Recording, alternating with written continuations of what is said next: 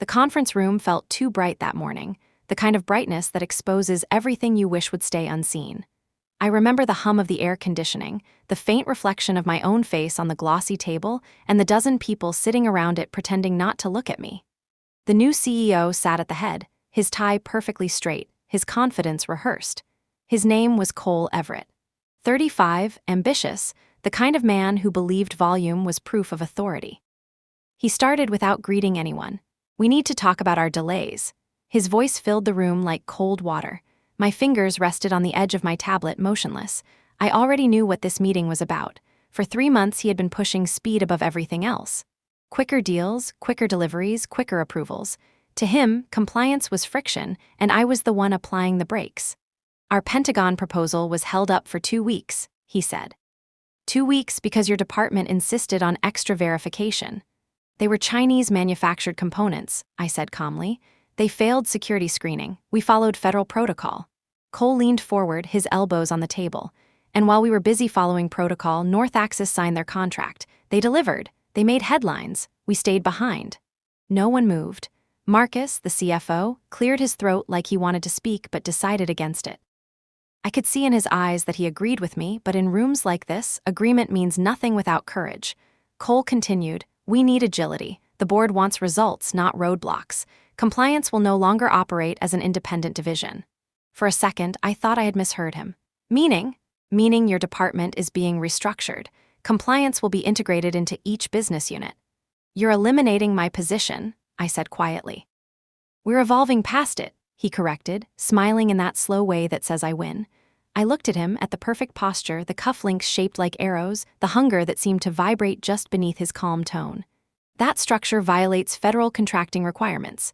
Independent compliance oversight is mandatory for defense contractors of this size." "Legal approved it," he said quickly. Deanne, our general counsel, avoided my eyes and stared at her tablet. There it was. "The silence that tells you the decision has already been made. HR will provide your severance package," Cole said. 6 months, salary, extended benefits. "You've done excellent work here, Tinsley, but the company needs to move faster." I stood. The air felt heavy, metallic. "Then I'll need a formal termination letter and written acknowledgement that all compliance responsibility now rests under your authority." He hesitated for half a heartbeat before answering. "Of course, HR will handle it." "And my federal authorization signatures?" I asked. His jaw tightened. "We'll have Jason handle those until we update the system." Jason, my deputy, looked up sharply, startled. He hadn't been told. "Good luck," I said, gathering my tablet. "You'll need it." I walked out. No one stopped me. No one said a word. The glass doors closed behind me with a sound that felt final. My office was quiet, the kind of quiet that rings. I sat down at my desk and opened my laptop. The Etherian Systems logo glowed across the screen, familiar and cold. I typed in my final login and pulled up the authentication framework I had built over the past 8 years. It was a system of layers. Layer 1, biometric verification. Layer 2, encrypted token approval. Layer 3, signature credential linked directly to federal contracting systems.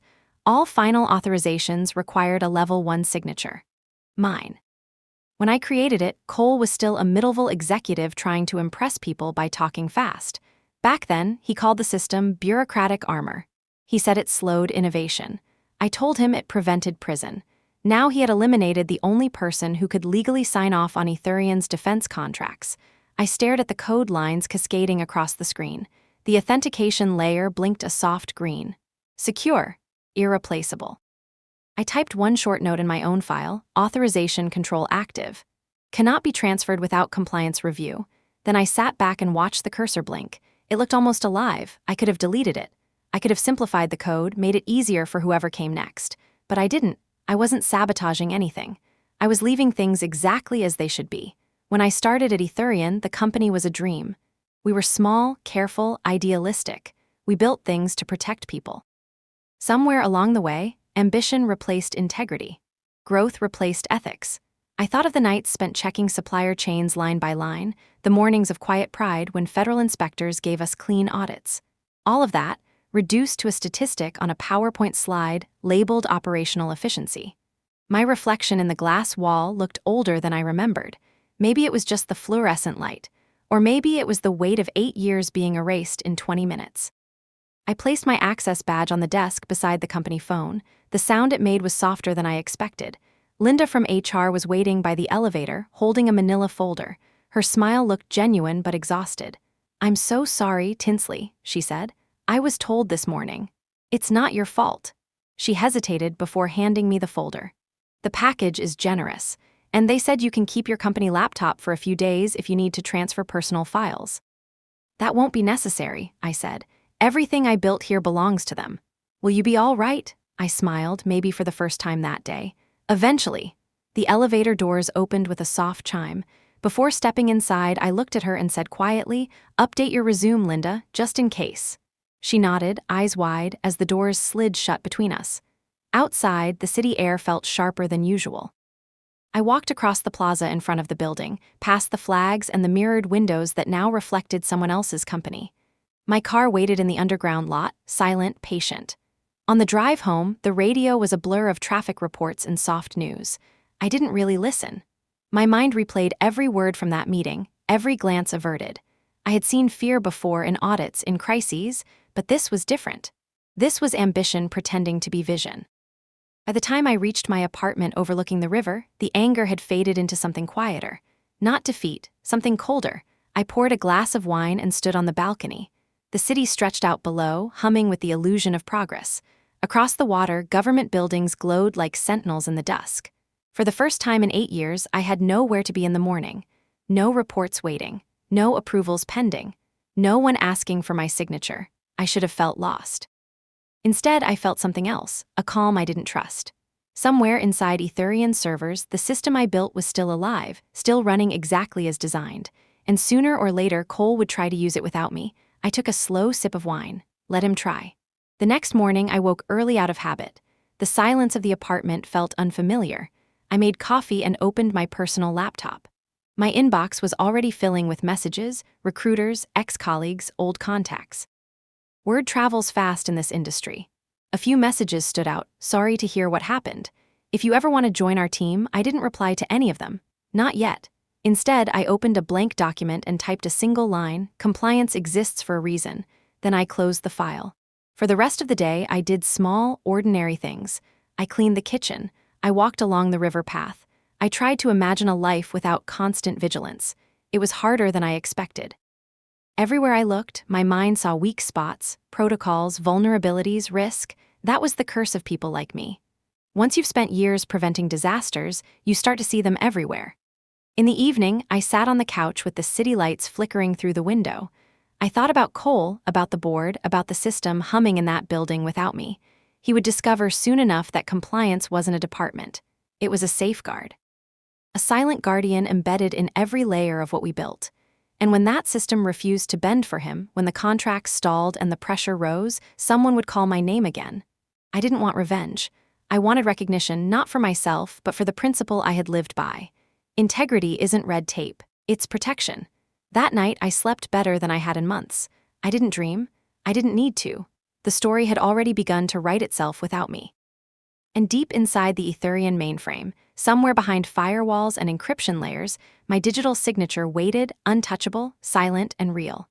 Morning came with a quiet that felt almost ceremonial. I woke before the sun and listened to the city murmuring under the windows, a low, endless hush like the breath of a sleeping animal. For years, my mornings had been a sprint. Messages before coffee, alerts before shoes, a list of fires waiting to be put out before I even reached the office. Now there was only the kettle, the slow bloom of steam, the first taste of bitterness on my tongue. I sat at the kitchen table with my notebook and drew a small square on the first page. Inside it, I wrote one sentence: "Protect what protects."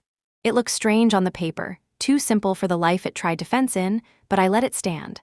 I showered and dressed like I still had someplace important to be. Habit is a kind of weather that keeps you honest. The mirror over the sink returned a face I knew well but rarely studied. The years at Ethereum had left fine lines at the corners of my eyes, the kind that come from reading the small print while others pose for photographs. I told the mirror that I was all right. The mirror did not argue. I decided to go to the library. It was not a glamorous choice, but I had always loved the logic of stacked knowledge. Shelves do not flatter anyone. They ask only that you find what you need and place it back in its proper place. The main branch faced a small square with 2 elms and a fountain that never seemed to work. Inside, the lights were warm and the quiet was the good kind, full of respectful movement and soft concentration. I asked the clerk if they needed volunteers, and she smiled like she had been waiting for those words all day. An hour later, I was behind a small desk with a cart of returned books and a login that made me a temporary part of their order. The work was simple. Check in, check condition, reshelve, answer questions about history and science, and where to find an out-of-print novel that someone loved when they were 17. It felt like rinsing my hands after walking through a storm. At lunch, I sat by the tall windows and opened my personal laptop. My inbox had grown into a forest overnight. Recruiters offering senior roles with words like leadership and transformation. Former colleagues offering sympathy in carefully chosen phrases. A few notes from strangers who had read my name in audits or industry journals and wanted to connect. I skimmed and closed the lid. I was not ready to be wanted again. My phone buzzed. The name on the screen pulled something tight in my chest.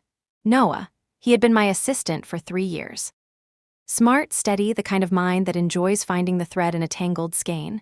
I answered and kept my voice light. "How are you?" I asked. He did not pretend, not great. He paused. "I should not be calling during work, but I wanted to check on you." I smiled even though he could not see it. "I am all right. How is the building?" That was when he told me about the error screens. Authentication failure. Multiple attempts rejected. Cole had called an emergency huddle in the war room. People were speaking faster than they thought. I listened without interrupting. The rhythm of his words told me as much as the content. Panic comes with a beat of its own. When he finished, I said only this. "The system is doing what it was designed to do." I could almost hear his shoulders lower. "I know, I just needed to hear you say it." We hung up. I sat with the empty line for a moment, looking at my reflection in the dark screen. I thought about the layers I had written. People often imagine code as a fortress of walls and towers, solid and obvious. In truth, the best security feels like water. It flows into the cracks and waits. It recognizes its own shape and refuses to be poured into someone else. After work, I walked the long way home by the river. The water was a sheet of old glass, green and stubborn. A couple argued quietly on a bench. A jogger passed with the steady breath of a metronome. I felt myself return to my body in increments, like a camera lens sharpening after a long drift. I kept waiting for the anger to stab through the calm, but it did not come. I had done what I could. The rest would unfold exactly as the logic of it demanded. That evening, I opened my laptop again and reviewed my own notes. They were not company property. They were not code or diagrams. They were principles written for a future version of me that might need to remember why all of this mattered. Trust is not a control. Verify and document. Speed without proof is a story, not a system. If a decision can ruin lives, it must leave a trail. Protect what protects. I closed the notebook and watched the lights of the city appear one by one, as if someone were pressing an invisible keyboard. Somewhere in those buildings, men and women were still making choices that would ripple beyond their salaries and titles. It is easy to forget that a choice can echo. The next day at the library, an older man with a veteran pin asked where to find books on Cold War encryption. I walked him to the right aisle and watched his hand hover over the spines as if he could read their memories. He caught me looking. "You work here," he said. "I am just helping for a while." He nodded the way people do when they are too polite to ask for the rest of the story. He picked a book and tapped the cover. Back then, it was pencil and paper and a lot of patience. He smiled. There was a kind of decency to it. I considered the word decency all afternoon. It has gone out of fashion. It does not win product launches or head the trending list, but it holds weight in rooms where consequences live. At 3, my phone buzzed again. Jason this time. He never called without a meeting on his calendar. He was not a risk taker, not in public anyway. I stepped into the staff lounge to answer. "Hey," he said, too fast. "Do you remember how the final signature is associated in the federal system?" He tried to keep his voice neutral. "We are seeing an odd mismatch." I sat on the edge of a plastic chair with a crack in its back. The federal system does not accept a final signature from anyone who does not hold the designated clearance under an independent compliance authority. The language fell from my mouth like a memorized prayer. The signature is a credential, not a rubber stamp. It is tied to the role, not the person, but only if the person filling that role is properly appointed and documented. So there is no temporary workaround. No, any attempt to bypass the requirement must be reported to the contracting officers. It is written into the agreement. He exhaled, a thin, tired sound. Right, thanks. There was more he wanted to say. I could feel it on the line, like heat from a closed oven. After a moment, he whispered it. He wants to move this week. He is under pressure. From who? He was quiet. A pause can be a confession. His voice when it returned was careful. The board is excited about a possible acquisition. It is all performance metrics and timelines. You know how that goes. I did.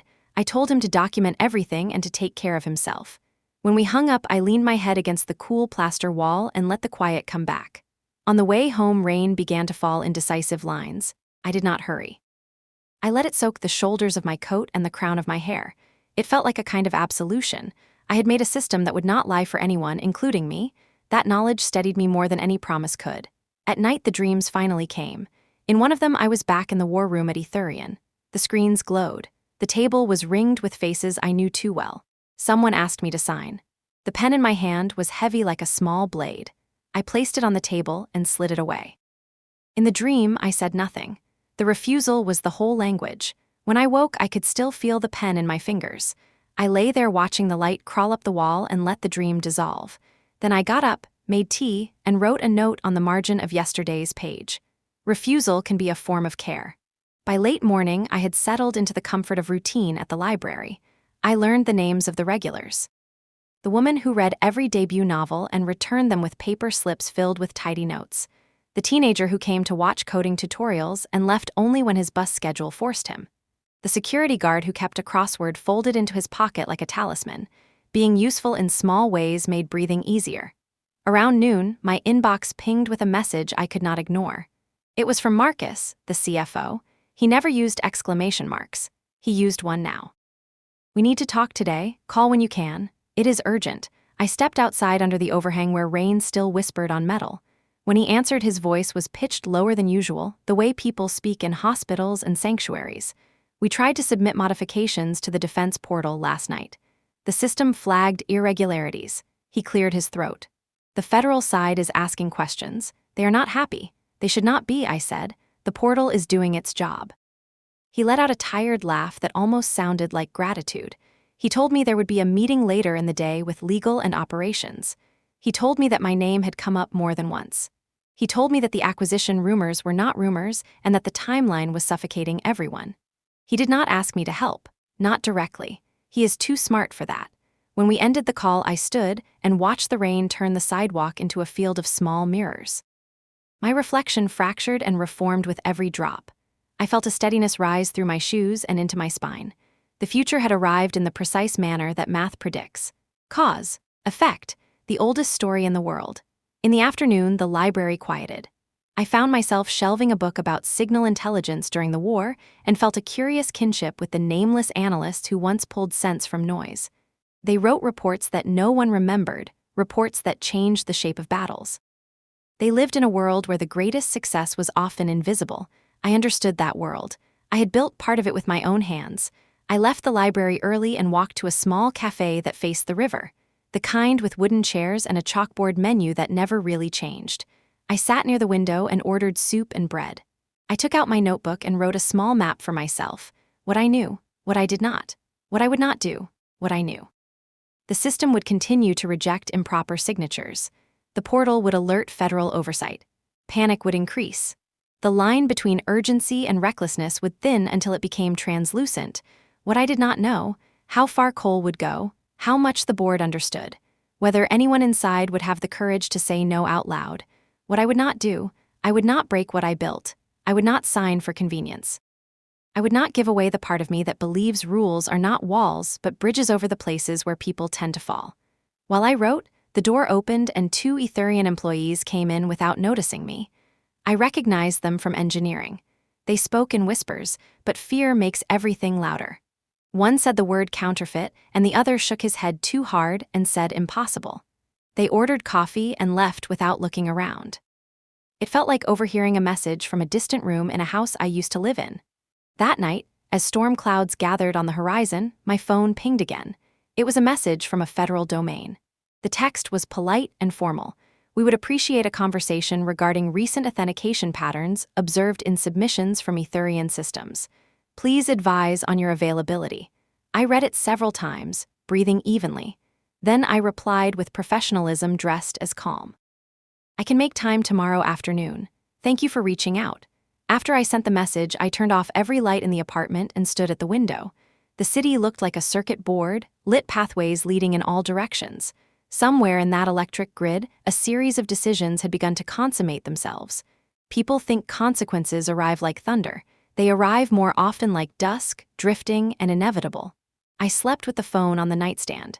It did not ring. I woke early and felt rested in a way that surprised me. Peace does not always signal safety. Sometimes it is simply the body recognizing that it is standing exactly where it promised to stand. I spent the morning preparing for the federal call, not legal arguments. Those would come later. I prepared the way I always had. I gathered documentation. I reviewed the implementation notes. I wrote down the rationale for each layer in words a non-engineer could understand. The point of a system is not its cleverness. It is its clarity to those who must trust it. At noon, I returned to the library because the place steadied me. I filed returns and answered questions and smiled at children who laughed too loudly in the aisles. When it was time, I stepped outside and dialed the number in the message. The man who answered introduced himself with that measured cadence people develop when their words might become part of a record. He asked me to explain the system from the ground up. He asked why it existed, how it prevented abuse, what a reasonable actor would do to comply. I answered each question carefully, but without fear. I told him the truth the way I would tell it to a friend who needed to understand it in order to be safe. When we finished, he thanked me and said they might have more questions. His voice held the faintest note of respect, the kind people reserve for work that is both simple and difficult at once. I felt taller when the call ended, and not because anyone had praised me. I felt taller because I had described something honest in a world where honesty is often treated like an inconvenience. The afternoon drifted by. I shelved books and wiped a small smear from the glass of a display case and answered a question about a poet who died before publishing her best work. On the walk home, I stopped by the river and watched a small tugboat pull a barge against the current. The barge moved slowly and without drama. I could not see the rope, but I could see its effect. There is a power in restraint that looks like patience from far away. An email from Marcus waited when I reached my apartment. The subject line was formal but urgent. Proposal. He wrote that the board wished to engage me as a consultant to transition the authorization system. He wrote that the terms would be generous. He wrote that the timing was critical. He did not write that they were frightened, but the fear showed through the spaces between his sentences. I stared at the screen and thought of the phrase transition the system. It sounded harmless. It sounded clinical. It sounded like a way to make a river walk uphill. I drafted a reply and then deleted it. I called an attorney I trusted instead. I told her everything, and she listened the way good attorneys do, taking notes without letting the sound of her pen interrupt the shape of my story. When I finished, she said that I should do nothing until we understood the nature of the investigation. She reminded me that good intentions can turn into evidence if you stand in the wrong place at the wrong time. I thanked her and promised to wait. The sky outside was purple now, the kind of purple that comes from city lights and moisture in the air. I made tea and stood by the window and whispered one more sentence into the glass so that only I could hear it. Hold your line. The next morning, the library felt like a harbor. I arrived early and rolled up the shutters on the small side door and breathed in the scent of old paper and lemon cleaner. A little girl ran past holding a card for her first library account, and I felt a sudden ache, sharp and bright, for all the things that begin quietly and change a life. By mid-morning, a message from Jason appeared on my phone. I am sorry, he wrote. They are pushing hard. System still rejects final signatures. He added a line that made the room tilt. Someone from outside has been brought in. A consultant. They say he can help. I stared at the words. Outside. Consultant. I knew the kind of man that word conjures. Clever, confident. Untroubled by what happens after the invoice is paid, I typed back. Document everything. Do not run any unapproved scripts. If you are asked to try anything you cannot defend to an auditor, walk out. He replied with 3 words, I understand, thanks. The hours that followed were thin and bright like the air before a storm. I kept moving. I helped a student find a book of case studies on corporate ethics.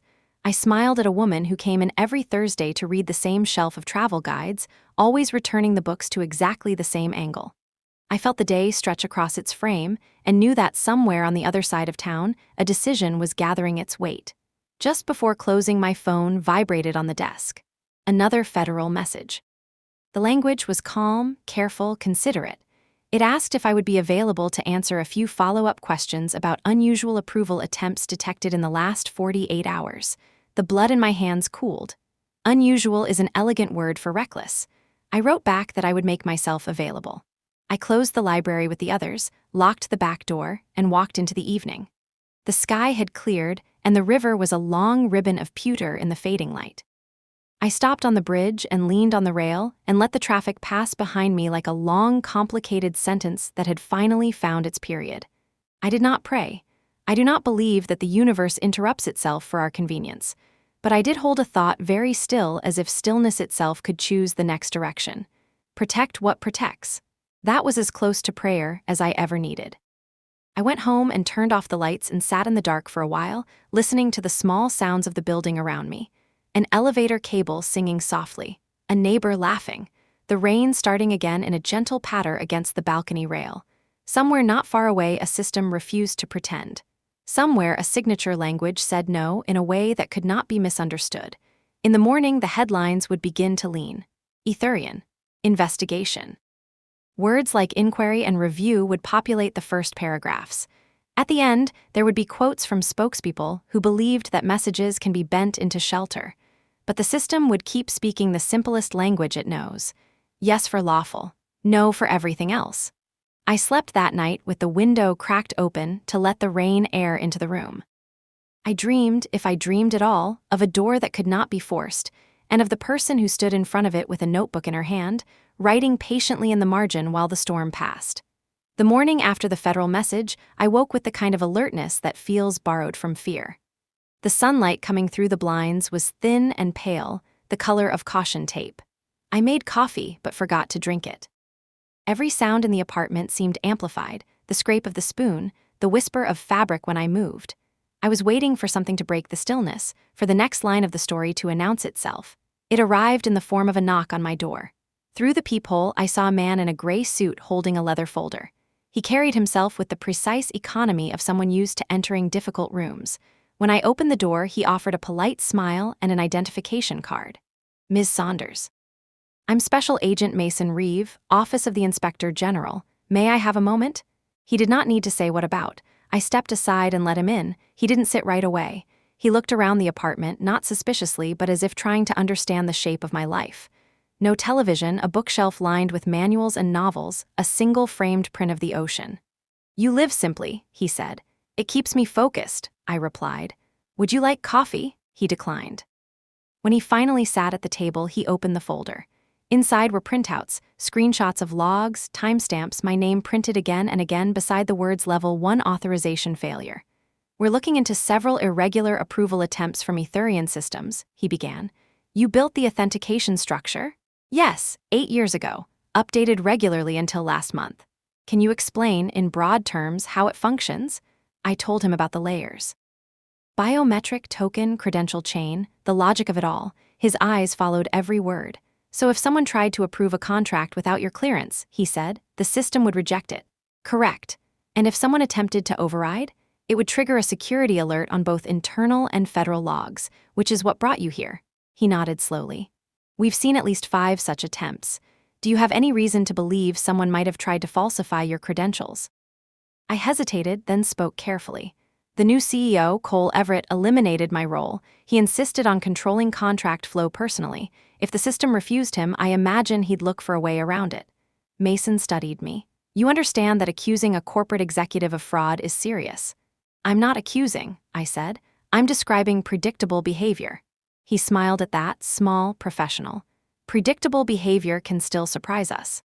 When he left, I sat for a long time at the table, tracing the ring of my untouched coffee cup. The idea of someone forging my identity had always been theoretical, a cautionary scenario in compliance training. Now it was my life. By noon, the story had already started leaking. My phone buzzed with alerts, headlines using the same few words rearranged, defense contractor under federal scrutiny, Etherian faces inquiry, CEO denies allegations. The news spread faster than the truth could walk. I went to the library anyway. Routine was my shield. As I sorted return books, the librarian, a kind woman named Marla, glanced at me and said, "They say you used to work for that big company on the river. Etherian?" I did, I said, past tense. She hesitated, sensing the edge under my calm. Well, she said softly, you seem better off. I smiled. Maybe I am. I shelved books about ethics and corporate governance, the irony not lost on me. Around 3, my phone vibrated again. A message from Marcus. Tinsley, we need to talk. Cole tried to push through a contract modification last week. The system flagged it. Federal oversight is escalating. Please call. I stared at the screen. The air around me seemed to tighten. It was happening faster than even I had guessed. I stepped outside into the courtyard, dialed the number, and waited. He answered on the first ring. Thank God you called, he said. Things are out of control. Tell me. Cole insisted the delay was a glitch. He had attempt an override. It triggered another federal alert. Now the Department of Defense has suspended all pending approvals. We're frozen. Good, I said before I could stop myself. He let out a humorless laugh. You have no idea what this means. Millions in pending revenue. The board is panicking. They should be. The system is protecting them even if they don't deserve it. There was silence on the line. Then, quietly, they think you did this intentionally. I closed my eyes. Of course they do, because it's easier than admitting they broke the law, he sighed. Cole wants you to come back, not officially, as a consultant to smooth out the transition. They're offering a significant fee to fix a problem that doesn't exist. Tinsley, Marcus, listen carefully. I didn't sabotage anything. The system is working exactly as designed. If Cole or anyone else tried to fake my credentials, that's on them. I won't be their scapegoat. I believe you, he said softly. But belief doesn't carry much weight right now. When we hung up, the courtyard was filling with the amber light of late afternoon. I felt oddly steady. I had built something incorruptible, and now it was forcing people to face themselves. There was satisfaction in that, but also fear, because I knew desperation breeds recklessness. That evening, my attorney, Grace Kim, called. I've spoken with federal investigators, she said. They're treating you as a cooperative witness, not a suspect. Yet. Don't joke, they might want formal testimony soon. Until then, say nothing to Etherian. I already told Marcus I won't help them. Good, keep everything documented. Every message, every call. If they tried to forge your credentials, it's criminal. Cole won't stop, I said. He'll blame whoever he can. Then let him. Just don't be anywhere near the blast when he does. I thanked her and hung up. For a long time, I sat in the dark with only the city outside my window.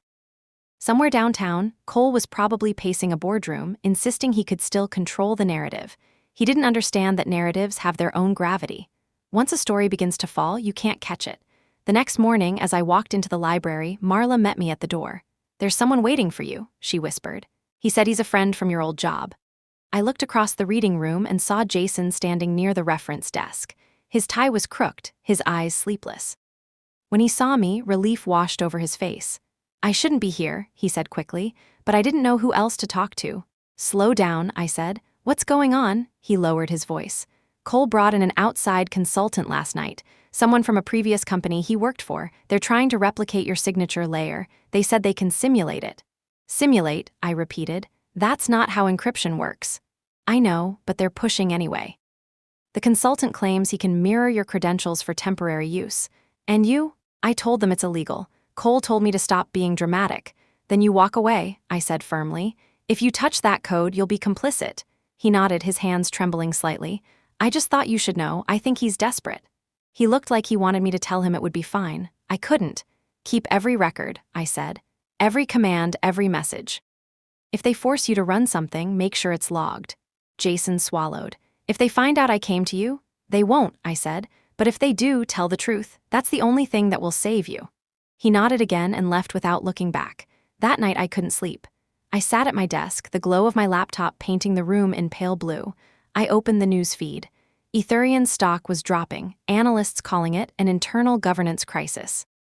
Cole had given a statement claiming a technical malfunction. The words were polished, but panic bled through them. Then, at midnight, another message from the federal domain arrived. Ms. Saunders, we have identified suspicious credential activity linked to your authorization signature. We would like to meet in person tomorrow. My pulse slowed instead of quickening. I had expected this. What I hadn't expected was the calm that followed. The truth was on my side, and the system I built was my witness. Still, a thought lingered like static at the back of my mind. The signature layer had one feature even I hadn't explained fully to anyone. A quiet safeguard embedded in its design, something meant to trigger only if someone tried to falsify it. I had built it not for revenge, but for insurance. A way to ensure the truth surfaced, no matter who tried to bury it. As I closed the laptop, I whispered the same words I had written in my notebook that first morning after leaving Etherian. Protect what protects. Outside, the rain began again, soft at first, then harder, as if the sky had decided to wash the world clean before the next chapter began. The morning of the meeting arrived heavy and gray. The rain had stopped, but the clouds remained, pressed low over the river like a lid. I left my apartment early, walking the familiar streets with an unfamiliar purpose. The federal building stood 6 blocks away from the courthouse, a fortress of glass and steel, severe but not unkind. Inside, the air smelled of paper and coffee and old carpet. The guard checked my ID and directed me to the 4th floor. My heels clicked down the hallway, a sound too loud in the quiet. A receptionist led me into a conference room that could have been anywhere in the world: neutral walls, long table, a jug of water with untouched glasses. Agent Mason Reeve was already there, his gray suit as precise as before. Another man sat beside him, younger, holding a tablet. Reeve stood when I entered. "Ms. Saunders," he said, offering a brief nod. "Thank you for coming." "Of course." He gestured to a chair across from him. "This is Agent Carter. He's assisting with the technical review." I sat down. Carter gave a small, polite smile before returning to his screen. Reeve folded his hands. "We appreciate your cooperation. This is an informal interview, but we'll keep a record for accuracy. Please speak freely. Our goal is understanding, not accusation." The words sounded rehearsed, but his tone carried sincerity. I nodded. "Understood." Reeve opened the folder I remembered from our first meeting. "Since we last spoke, we've confirmed that your Level 1 credentials were used in multiple contract submissions after your departure from Etherian. Can you explain how that would be possible?" "It shouldn't be," I said. Level 1 requires biometric verification, retinal, facial, and voice. Those inputs are stored on an encrypted local module that never leaves the secure network. Even with my code, no one can reproduce them without physical access. Carter glanced up. "We found that the system attempted to process a set of credentials with nearly identical metadata to yours. Only one layer mismatched, the voice signature. So someone tried to synthesize it." "Exactly," he said. "It failed, but not before alerting both your system and ours." Reeve leaned forward. "Do you believe this was a deliberate attempt to commit fraud?" "I believe it was deliberate," I said. "Whether they understood it as fraud or as a technical workaround depends on their level of self-deception." He almost smiled. "Self-deception," he repeated, writing it down. "That's a generous phrase for a federal offense." Generosity wasn't what I felt. What I felt was a slow-burning clarity, a sense that the truth was beginning to draw its outline. Reeve set down his pen. "You understand we'll need your full cooperation as this moves forward. Etherian's leadership claims you installed an additional encryption layer without disclosure, something they call the mirror key. Does that sound familiar?" It took a moment for the words to register. The mirror key. I had built a subroutine months ago, a verification echo that checked for authenticity every time the system was updated. It wasn't secret, just technical enough that no one bothered to read the documentation. But hearing it from his mouth made me realize they had found it and twisted its purpose. "Yes," I said quietly. "It was not hidden. It's a redundancy, a reflection test to confirm that authorization requests come from legitimate terminals. It prevents remote tampering." Carter turned the tablet toward me. "Then can you explain why this subroutine appears to replicate parts of your authentication token on every network connected to Etherian's defense contracts?" I stared at the screen. Code scrolled in blue lines, familiar and foreign at once. My work, but grown beyond its container. "It shouldn't do that," I murmured. "It was never meant to copy itself." Reeve's eyes studied me closely. "So you didn't authorize this propagation?"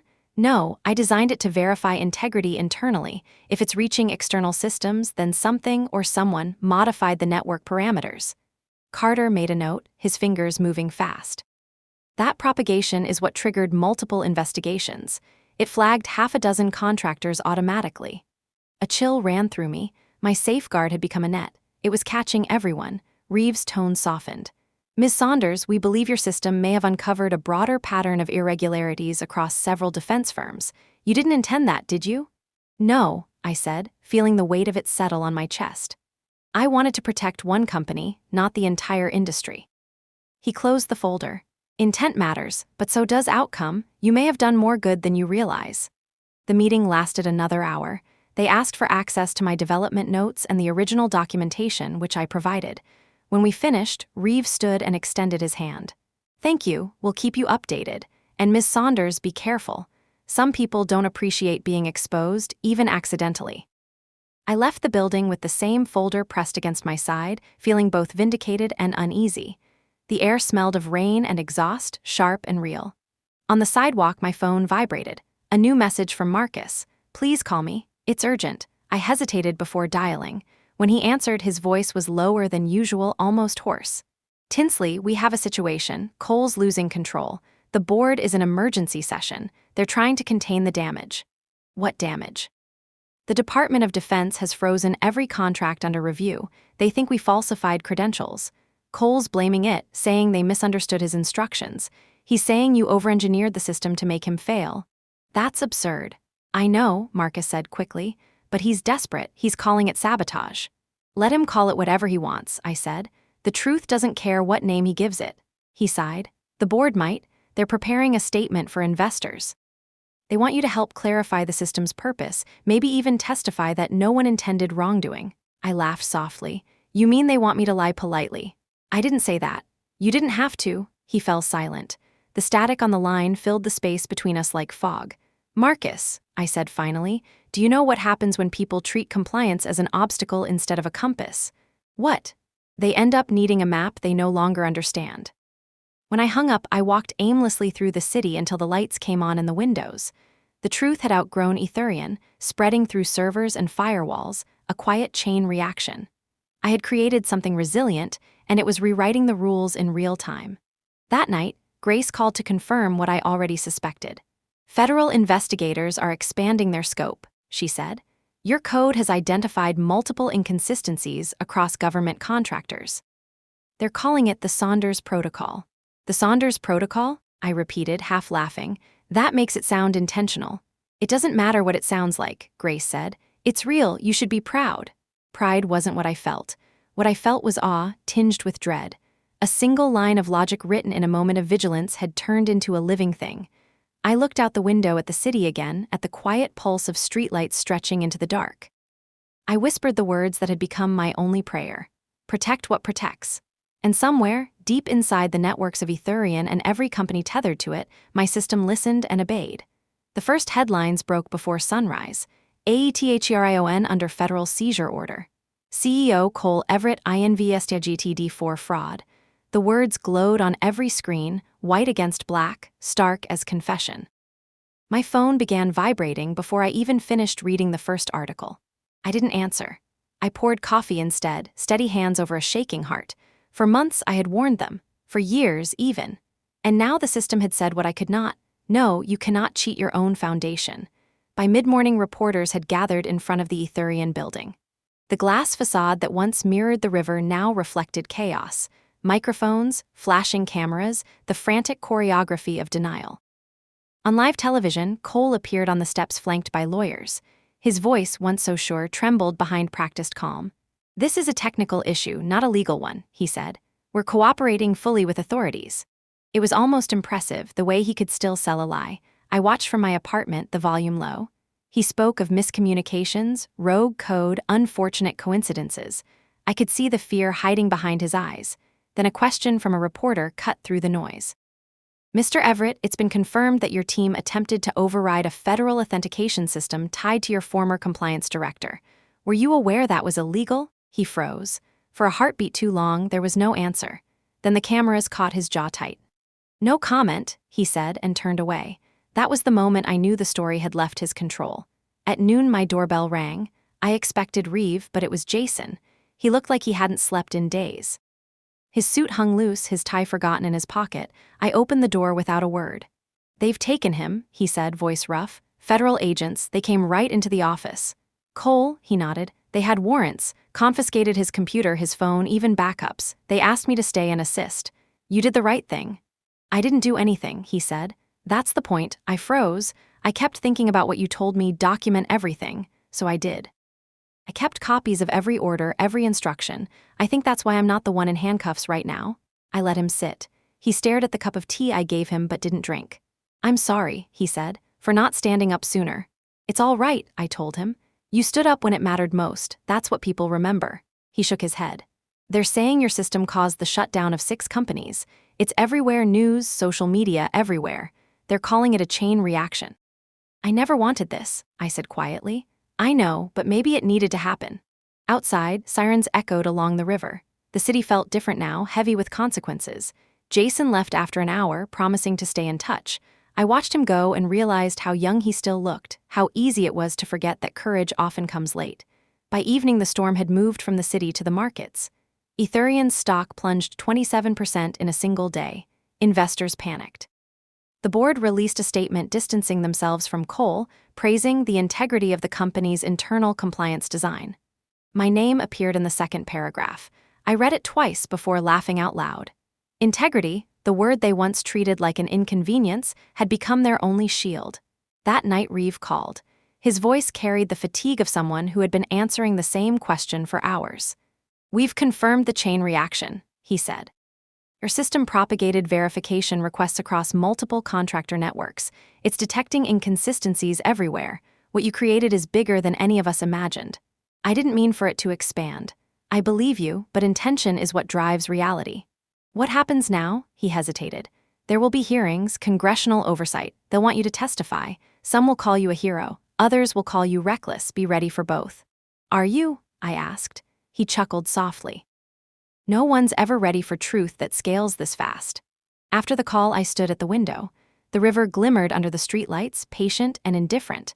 My reflection stared back at me, layered with the city behind it, as if I were both inside and outside my own life. I whispered, "It's working," not sure if it was comfort or warning. 2 days later, I received an official subpoena. The envelope was pale gray, the lettering sharp. Grace called as soon as she saw the copy I sent her. "This is good," she said. "It means they see you as credible. You'll testify under protection." I didn't want protection, I wanted prevention.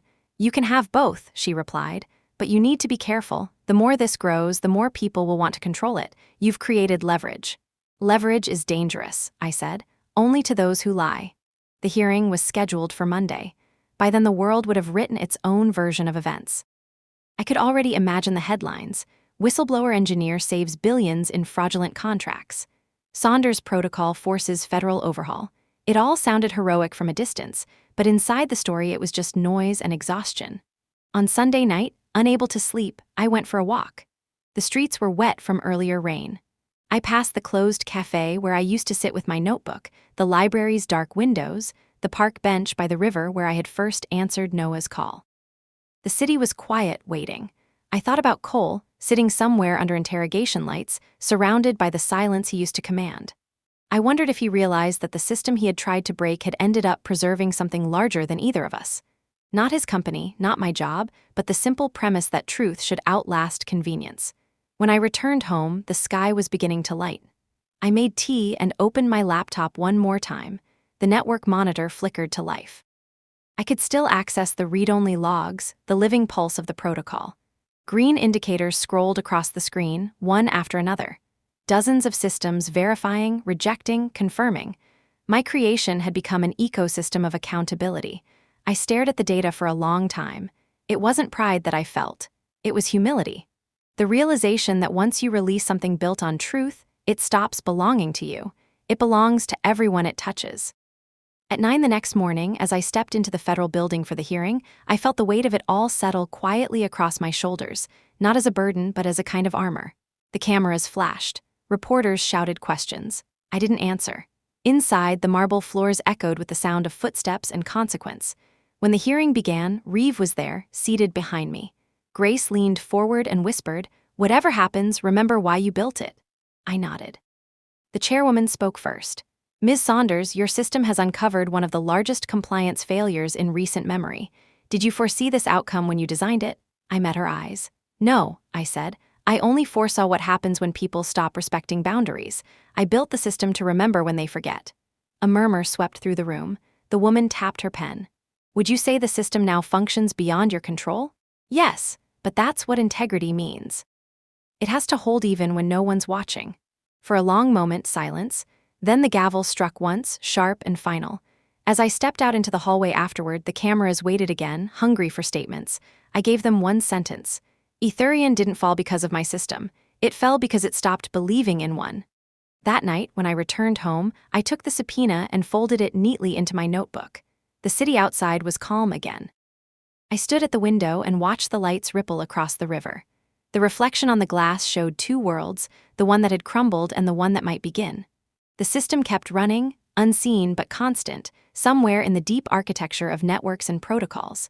It was no longer mine. It was part of the world now, whispering the same quiet command I had written into its first line of code. Protect what protects.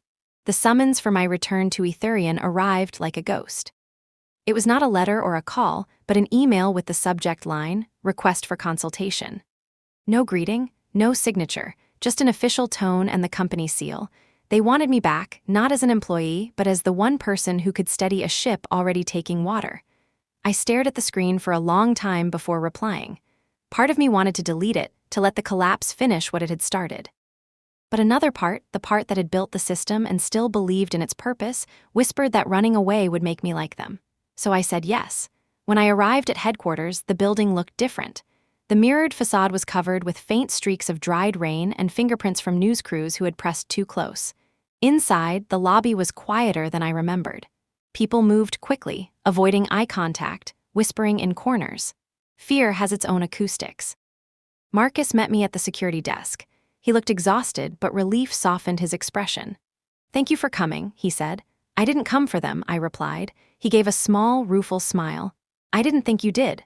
We took the elevator up in silence. The executive floor smelled of stale coffee and tension. The boardroom door was half open. Inside sat a handful of directors, all gray suits and downcast eyes. "Tinsley," one of them said, rising, "we owe you an apology." "No," I said calmly, "you owe the truth an apology." They fell silent.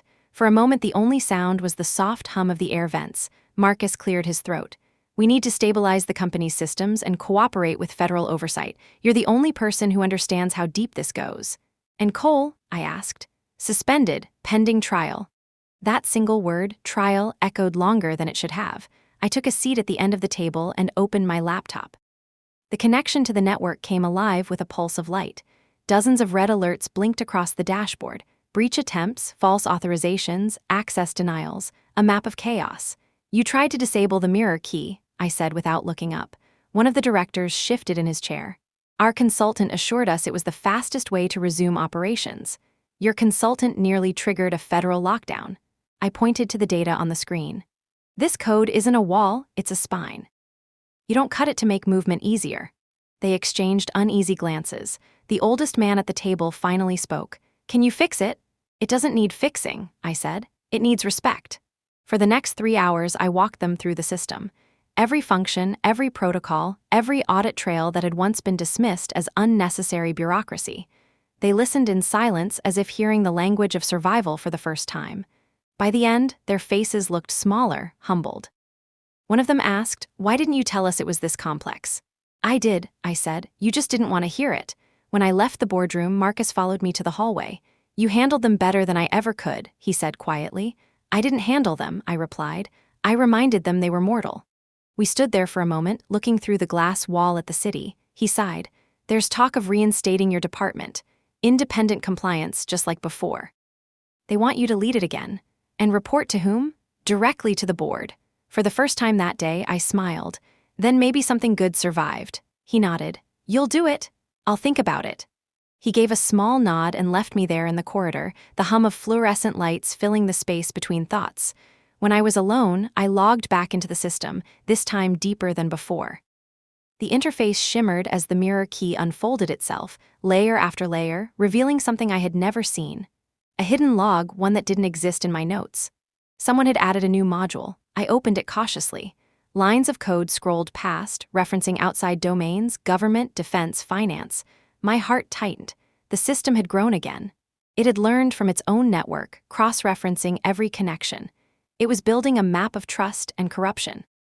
This was no longer Etherian software. It was an organism. I heard footsteps behind me. Mason Reeves stepped into the doorway, calm as always. "You found it," he said. I turned. "You knew." "We suspected," he admitted. "When the system propagated, it started sending us data from other contractors. It's tracing violations we didn't even know existed. Your code is rewriting the definition of transparency." I closed the laptop slowly. "It's too much power for anyone to control." "That's why we're here," he said. "To make sure it stays in the right hands." And who decides what hands are right? He didn't answer. He looked at me with a kind of reluctant admiration. You've changed the landscape, Miss Saunders. You built something incorruptible, and now the world will have to decide whether it wants to live with that. When he left, I sat alone for a long time.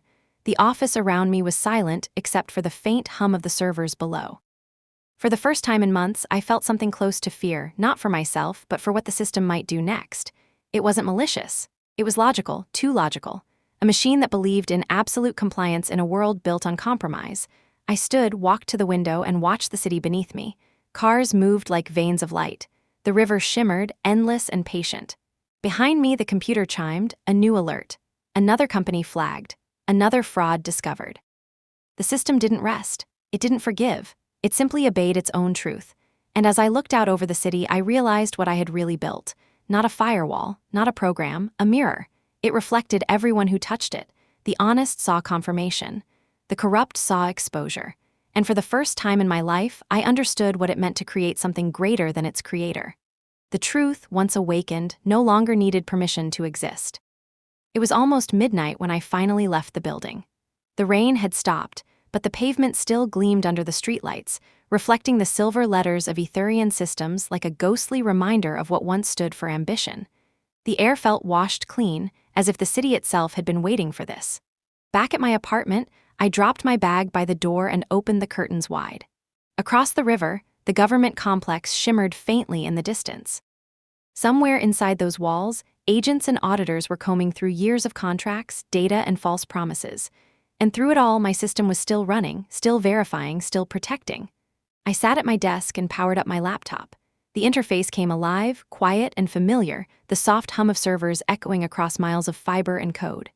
The console showed a single blinking message: integrity check complete.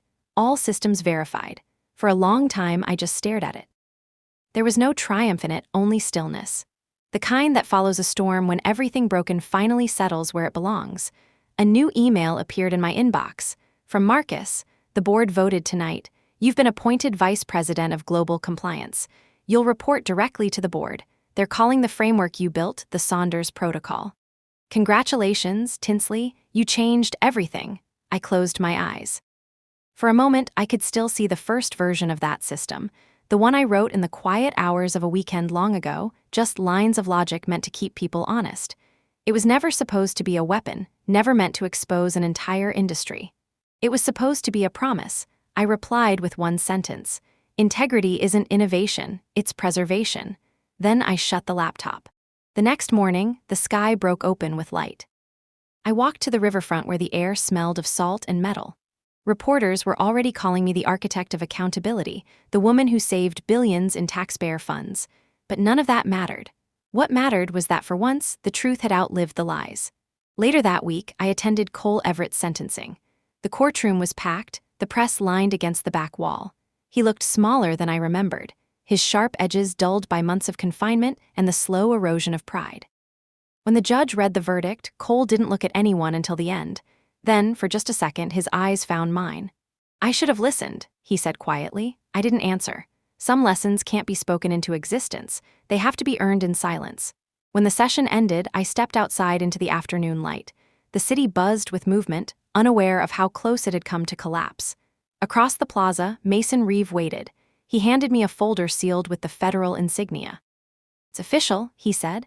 The Saunders Protocol will remain under shared oversight. You'll co-chair the ethics committee. I took the folder.